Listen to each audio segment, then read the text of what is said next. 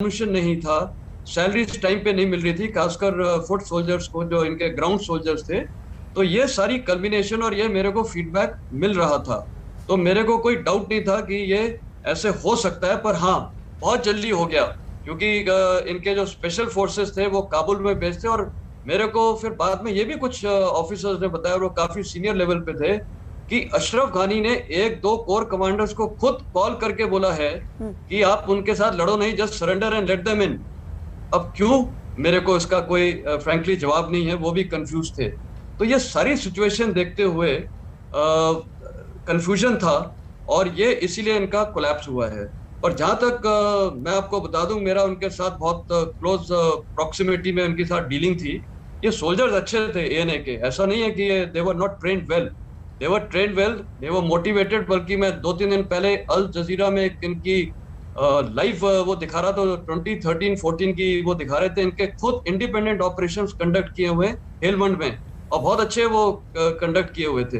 तो जब leadership failure है तो आर्मी तो कोलैप्स होती है। और उधर आप देखिए अमरुल्लाह साले को, वो एज अ लीडर, सोल्जर्स को सबसे पहले स्ट्रॉन्ग लीडरशिप चाहिए, पॉलिटिकल लीडरशिप और आर्मी लीडरशिप। वहां पर उनका स्ट्रॉन्ग लीडर बैठा है, मोटिवेट कर रहा है। जब लीडर अच्छा है तो मोटिवेशन आपका आएगा, कमांड कंट्रोल अच्छा होगा। तो ये सारी चीजें आप कंपेयर भी कर सकते हैं। मैं तो वहीं की कंपैरिजन बता रहा हूं, उनकी किसी सेना के साथ नहीं कर रहा हूं। तो this is a failure on the part of leadership, and these other things have, इनकी वजह से ये थोड़ा कोलैप्स हुआ है। और जहां तक इंडियन आर्मी की ट्रेनिंग थी, उनके साथ बहुत अच्छी थी। उनके स्पेशल फोर्सेस मैंने भेजे थे इंडियन स्पेशल फोर्सेस के साथ ट्रेनिंग के लिए, और जो फीडबैक था वो बहुत अच्छा था। काफी हद तक दे वर मोटिवेटेड सोल्जर्स।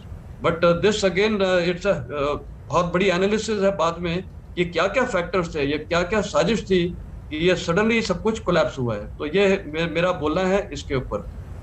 कार्यक्रम के अंत की तरफ हम बढ़ रहे हैं, इस चर्चा के अंत की तरफ बढ़ रहे हैं, इसलिए बहुत छोटे में रिएक्शंस मैं सबसे इस बात पर लेना चाहूंगी कि एम्बेसडर दिलीप सिन्हा, आपके साथ शुरुआत करते हुए, अभी के जो हालात हैं और 31 तारीख की जो मियाद दी गई है, हम समझें कि वहां से इवैक्यूएशन की अंतिम तारीख के बाद क्या चीजें वहां पर सामान्य होना शुरू होंगी? क्योंकि ये उथल पुथल किसी के लिए सही नहीं है। बल्कि मैं तो ये कहूंगा कि 31 अगस्त के बाद ही हमें तालिबान का सही रूप देखने को मिलेगा, क्योंकि तालिबान को मालूम है कि जब तक अमेरिकी सेना वहां पे है तब तक उन्हें अपने गुड बिहेवियर पे रहना है।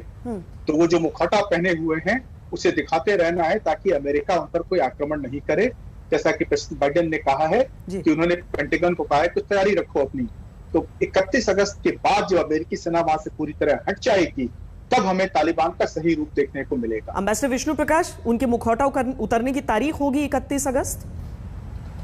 उनके मुखौटे उतरने की तारीख इसलिए नहीं होगी श्वेता जी कि एक तो 31 अगस्त का कोई ये नहीं है कि 31 अगस्त को मान्यता ये पत्थर में लकीर है।